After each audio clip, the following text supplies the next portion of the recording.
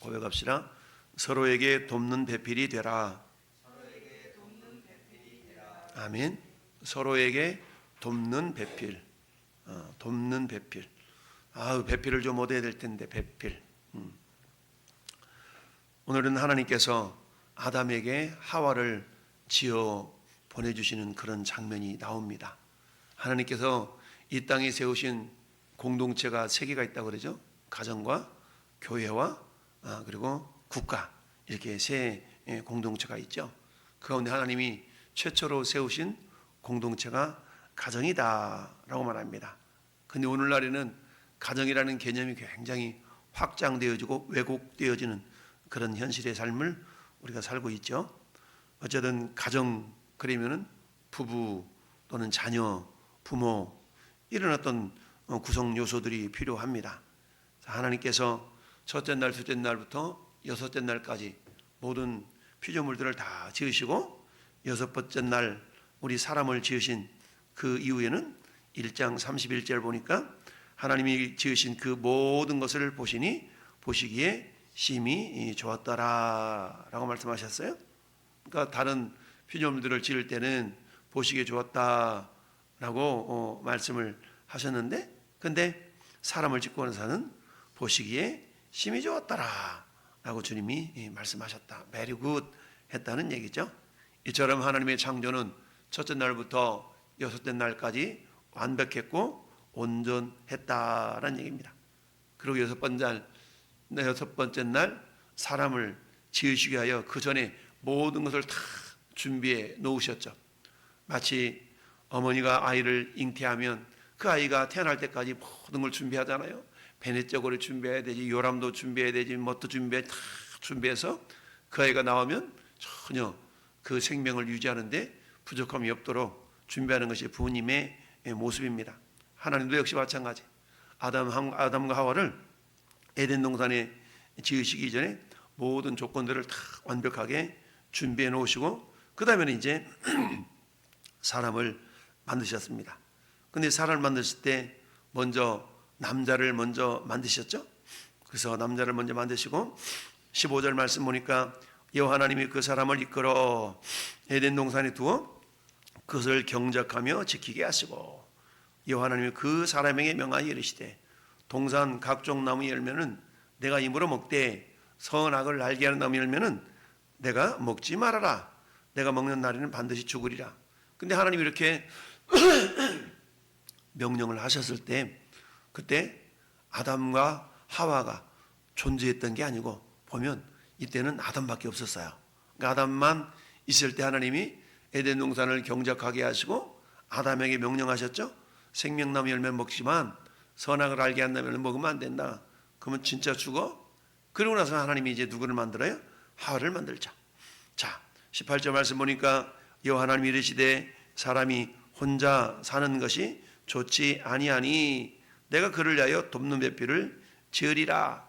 여러분, 하나님의 창조 역사는 어때요?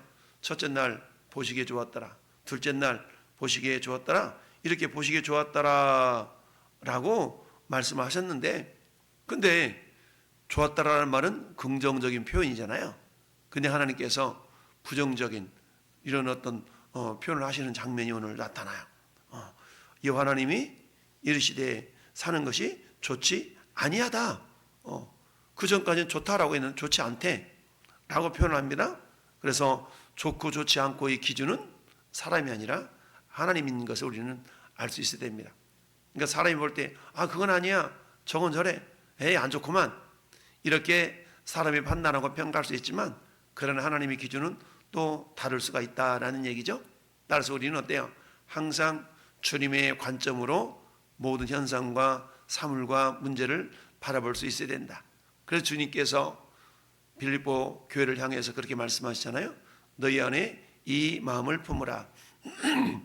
곧 그리스도 예수의 마음이니, 즉 주님의 마음으로 이렇게 판단하고 바라볼 수 있어야 된다는 얘기죠. 그래서 누가 말을 하려거든 하나님이 말씀을 하는 것 같이 하고, 누가 봉사하려거든 하나님이 공급하시는 힘으로 하는 것 같이 하라. 이것도 사도 베드로의 관점이나 사도 바울의 관점이나 비슷한 거죠. 이처럼 하나님께서 이제 그동안 베리굿 하셨댔는데 이제 아담 혼자 사는 것이 좋지 아니. 하나님 보실 때 그렇다는 얘기입니다. 좋지 아니하니 내가 그를 위하여 뭘 만들어요? 돕는 배필을 지으리라. 돕는 배필을 지으리라. 그래서 하나님께서 어때요? 흙으로 각종 독일 짐승들을 다 짓고 나서 이제 돕는 배필을 만들어가는 과정을 보게 되죠. 이처럼 하나님께서 최초의 공동체로 가정을 세우시는 그런 모습을 보면서 자, 하나님이 아담에게 주셨던 그 지혜로움이라는 것은 엄청납니다.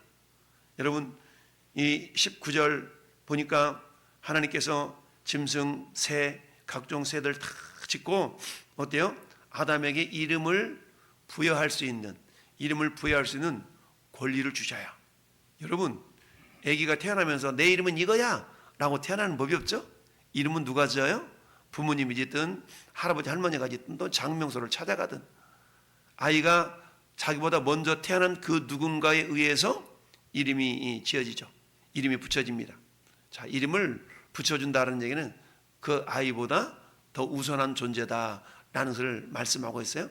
하나님께서 아담에게 모든 피조물들, 동물들을 이렇게 이끌어 오시면서 아담이 이름을 무엇라 짓나 이렇게 보기를 원하셨어요. 마치 부모님들이 어린아이를 이렇게 잉태하고 태어나서 아장아장 걸어가면서 이게 리모컨이요 이게 뭐요 말 한마디 한마디 하는 걸 보면서 기뻐하는 모습과 똑같은 겁니다.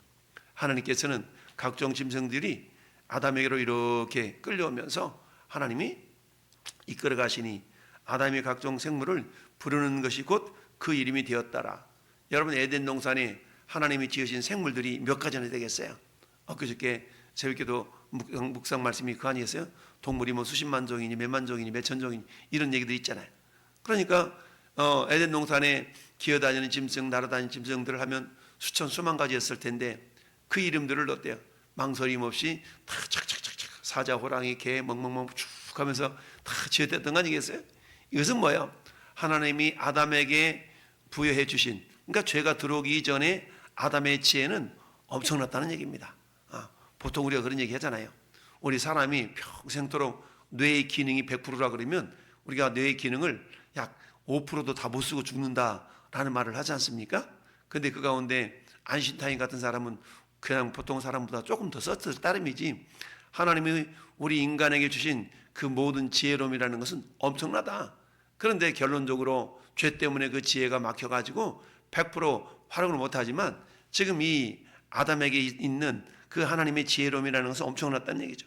수십만 가지의 생물들의 이름을 쫙쫙쫙쫙쫙쫙 다 지어준 거 아니겠어요? 망설임 없이.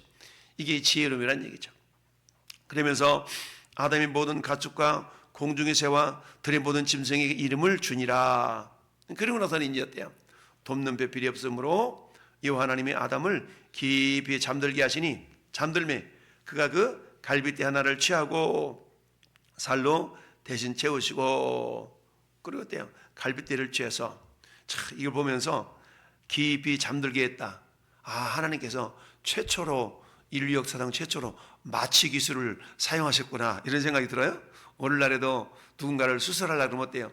전신 마취를 해야 되잖아요. 전신 마취를 딱 해야 되는데 하나님은 당신의 방법으로 전신 마취를 하시고 그 가운데 갈빗대를 취하셨구나 이런 생각을 해봤어요. 그래서 갈빗대를 하나 취하고 살로 대신 채우시고 여호와 하나님이 아담에게 취하신 그 갈빗대로 여자를 만드시고 그 이름을 그를 아담에게로 이끌어 오시니 하나님께서 짐승도 만드셔서 아담에게 이끌어 가셨죠. 그리고 하와도 만들어서 아담에게로 이끌어 가셨어요. 이처럼 하나님은 이끌어 가시는 분이시다. 자, 그러면서 아담이 이르되 그 하와를 딱 보니까 이는 내 뼈 중에 뼈요 살 중에 살이라. 이것을 남자에게서 취하였은즉 여자라 부르리라. 그러면서 이제 우리 보통 혼인 예식에 있어서 목사님들이 많이 설교하는 그런 설교 본문이죠. 남자가 부모를 떠나 그 안에 합하여 둘이 한 몸을 이룰지니라. 그러면서 한 몸을 이루라. 이렇게 오늘 본문 아담을 통해서 하와를 지으신 장면이 나오고 있죠. 근데 오늘 말씀의 제목처럼 서로에게 돕는 배필이 되라.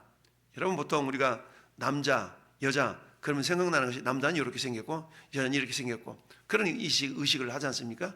근데 성경에서 말하는 남자의 개념은 생물학적인 그런 남자 여자의 개념도 있지만 그러나 어떤 의미가 있냐면 남자는 따라합시다. 일하는 자, 여자는 돕는 자, 이런 의미가 있어요.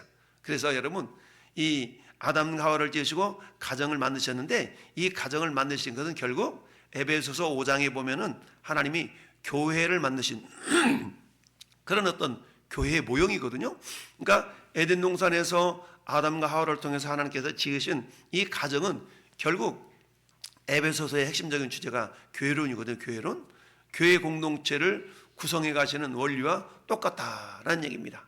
그러면 교회는 어때요? 남편이 있고 아내가 있는데 교회의 남편은 누구예요? 남편은 예수님이잖아요. 예수님은 교회 머리이시면서 교회 남편이 되시고 우리 모든 성도들은 교회에 있어서 뭐예요? 예수님의 신부, 아내가 되는 겁니다. 그리고는 어때? 마지막 예수님이 재림하시는 날 저나 모든 여러분들은 어때요? 예수 그리스도의 거룩한 신부들로 저 공중에서 혼인잔치가 이루어진다라고 계시록은 말씀하고 있잖아요. 그러니까 우리 가정이라는 것은 교회 공동체의 모형인 거예요. 그러면 우리 주님이 이 가정을 어떻게 이루셨나? 먼저 남자를 만드시고 그 남자는 누구예요? 예수 그리스도. 그리고는 어때? 아내를 만드셨는 아내는 누구? 성도. 이렇게 해서 가정과 교회는 그 영적인 원리가 똑같다라고 보는 것이죠. 그때 하나님께서 이 아담에게 주신 지혜로움이라는 건 어때요? 엄청난 최고의 지혜였다고 그랬죠? 근데 어때요? 예수 그리스도는 하나님이시면서 이 땅에 인간의 모습으로 오신 분인데 이 예수님의 지혜는 어때요? 최고의 지혜를 가지신 분 아니시겠어요? 이처럼 최고의 지혜를 가지신 그 주님과 최고의 지혜로 만드셨던 이 아담, 그 아담의 갈빗대에서 하와가 나왔죠? 여러분, 이 아담이 잠들어서 갈빗대를 취하기까지는 어때요? 우리 인간이 눈으로 볼 때는 뭔가 수술도 하고 또 이렇게 꿰매기도 하고 이런 어떤 고통이 있어야만이 하와가 나온 거 아니겠어요? 교회라는 공동체가 세워지기까지는 어때요? 예수님의 고통이 없이는 교회가 안 세워졌어. 근데 그 예수님도 어떻게 했어요? 옆구리 창에 찔렸잖아요. 그 창에 찔려서 피가 쏟아짐으로 말미암아서 교회가 생성이 된 거예요. 아담이 옆구리를 찢어서 갈빗대를 취해야만이 하와가 생긴 것과 똑같아. 교회 공동체도 역시 마찬가지. 예수님이 옆구리가 창으로 찔리시고 피를 흘리셔야만이 교회가 생성이 되는 것이죠. 그래서 우리가 교회 공동체를 이루고 있는 저와 여러분들은 어때요? 예수님의 보혈의 은혜가 아니면 결코 우리가 성도가 될 수가 없는 겁니다. 예수님이 흘리셨던 보혈의 피 때문에 우리는 교회 공동체의 구성원들이 다 된 것이죠. 이처럼 아담과 하와의 관계는 어떤 관계냐? 가만히 보니까 이렇게 표현하고 있죠. 23절 보니까 아담이 이르되 이는 내 뼈 중에 뼈요 살 중에 살이라. 뼈 중에 뼈요 살 중에 살이라. 이 말은 무엇을 의미하냐면 사랑의 표현인 겁니다. 어머나 뼈 중에 뼈요 살 중에 살이라. 그만큼 소중하고 귀하게 여기면서 그것을 어떻게 해요? 자기의 귀한 어떤 사랑의 대상으로 이렇게 표현하고 있는 것입니다. 뼈 중에 뼈요 살 중에 살이로다. 우리 장로님이 우리 권사님 바라보면서 이런 고백 자주 하죠? 할렐루야. 우리 강 집사님도 우리 사모님 보면서 그런 고백 하시죠? 아멘. 그렇죠. 우리 나이가 드신 분들은 표현을 잘 못해. 근데 마음은 있지, 마음은. 그래서 오늘 집에 가서 그래서 딱 손을 잡고 여보, 당신은 내 뼈 중에 뼈요, 내 살 중에 살이요. 탁 이렇게 한번 해보세요. 뭐 메뉴가 달라질 것 같아. 할렐루야. 아멘. 그렇습니다. 마찬가지로 교회가 그러잖아요. 교회 공동체를 통해서 우리 주님이 우리 성도들을 바라보시면서 그렇잖아요. 여러분, 우리 주보에 기록되어 있는 그 신년주일에는 없네. 사랑하는 자야, 일어나 함께 가자. 이게 그거거든요. 여러분, 아가서 2장 10절의 말씀이 솔로몬이 술람미 여인을 향한 사랑의 고백인데 이것은 우리 예수님이 교회를 향한 사랑의 고백이거든요. 사랑하는 자 일어나 함께 가자. 나의 사랑, 나의 어여쁜 자야. 일어나 함께 가자. 그러니까 나의 사랑, 어여쁜 자야. 이게 예수님이 교회를 향하여 이렇게 부르신 사랑의 고백이에요. 이게 에덴 동산에서 아담이 하와를 향하여서 나의 사랑, 나의 어여쁜 자야 라는 고백을 이는 내 뼈 중에 뼈요 살 중에 살이라 라고 고백하는 것과 똑같은 겁니다. 오늘날에도 주님은 여전히 한 영혼이 주께로 이렇게 돌아와서 교회 신부들이 딱 되잖아요. 그러면 주님이 그렇게 고백하는 거예요. 나의 사랑, 나의 예쁜 자야, 너는 내 뼈 중에 뼈요 내 살 중에 살이로다 라고 주님이 그 성도를 향한 그 사랑의 고백이 그렇게 된 줄로 믿습니다. 뿐만 아니라 지금도 우리 예수님은 전에 여러분을 바라보면서 뭐라고 고백하신다고요? 야, 너는 내 뼈 중에 뼈요 내 살 중에 살이로다. 사랑은 예쁜 자야, 일어나 함께 가자 라고 주님이 우리를 향하여 그렇게 말씀하신 줄 믿습니다. 자, 여러분, 남자의 개념이라는 것은 생물학적인 남자도 남자지만 뭐 어떤 자? 일하는 자.